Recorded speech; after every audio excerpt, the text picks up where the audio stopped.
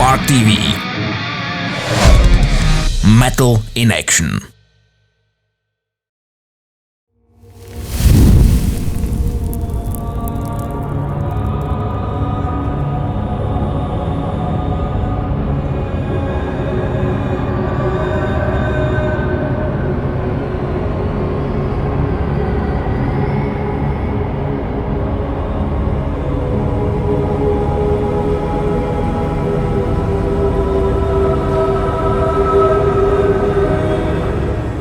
Provocative, but it's meant to show the ambiguity of the concept of sin as used in at least Catholicism, where you're literally born a sinner.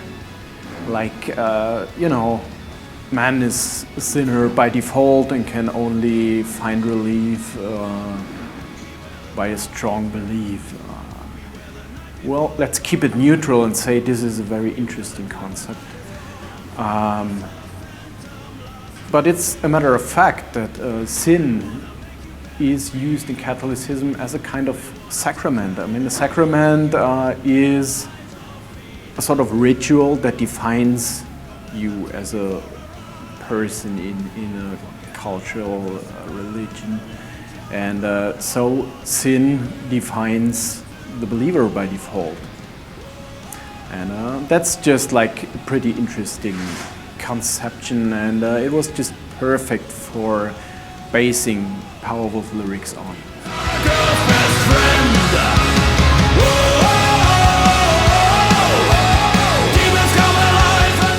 We always like playing with words and combining a sacrament and a sin. Just was thrilling, speaking of the linguistic approach of it. And the title came up pretty late, actually. We just, by coincidence, found out that we had some songs written that deal in a way with the concept of sin and with the cardinal sins, like demons are God's best friend, which is based on the whole concept of temptation and sin. And we have like Fire and Forgive, which deals with the forgiveness side of sins, where we just, that whole thing about how sins are forgiven in religion are not that far away from, classical indulgence from the Dark Ages, where you think like, yeah, that's so far away from how we sophisticated people are today. But all these conceptions haven't changed that much.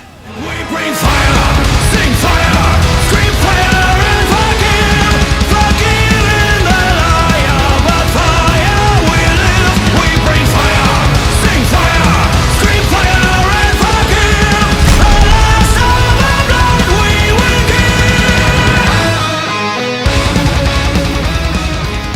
give. We just wanted to change the approach. In the past we have worked with Fredrik Nordström and Studio Fredman for 6 albums, which basically says we've been super happy there and we liked working with Fredrik.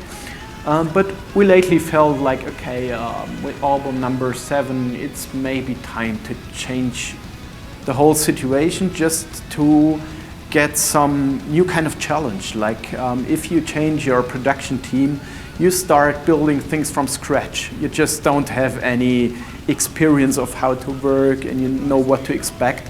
And this challenges you as an artist very much, because you just don't know what's gonna happen. And well, when we started working with Jens Bogren, we started talking the very basics of our sound again, and it felt like we were reinventing the band, like telling, okay, there is a church organ in our sound, which is a basic element, and we started discussing this. We never did this on the previous albums because, the team knew what was gonna happen.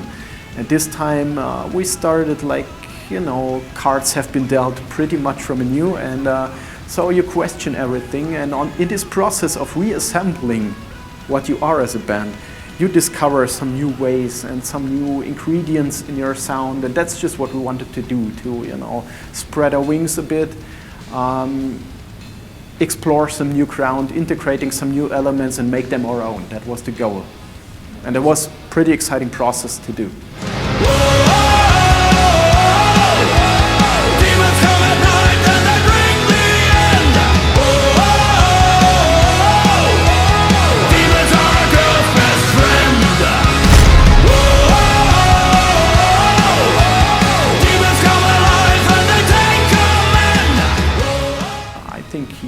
a superb job there, and we're super happy with the result, absolutely. I think most of those new elements were elements we brought in.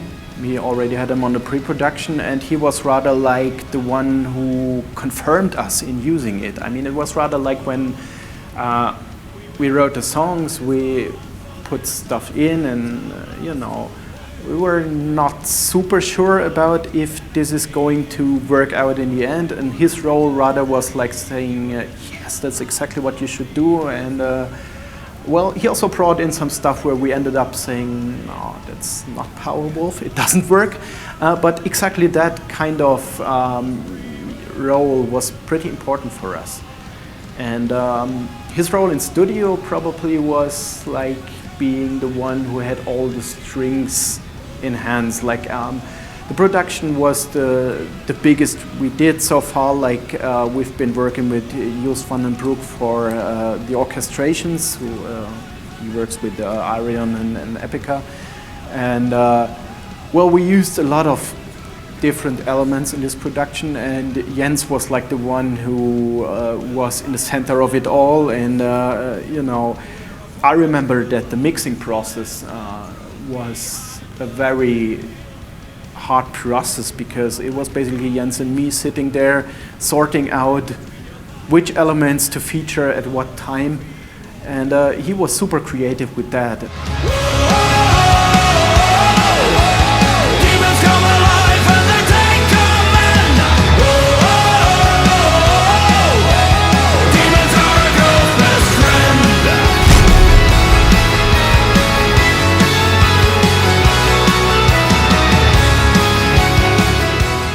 I mean, it was not like we planned to have a number of these kind of artwork.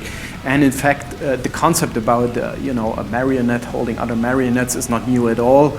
I mean, there's different approaches to that has already been. But yeah, coming back to the artwork, I have to admit, I love it. It's super good to just have this typical POWERWOLF feeling, and there is a pretty nice story behind that, and behind the person who did it. It's a young girl from Slovakia called Sofia Dankova. The story how we started cooperating with her was she did a speed painting video on YouTube, which was inspired by one of our songs, and we got the link, and we liked that illustration so much that we contacted her and asked her if one day she might imagine doing some merch design or something for us. And so the cooperation started. We invited her to a show in Bratislava and got to know her. And well, it's now like 3 years ago, and since then she's like becoming the main visual contributor to POWERWOLF. Recently we just said that she's the Derek Riggs of POWERWOLF, and we're super happy about that. Spark TV. Metal in action.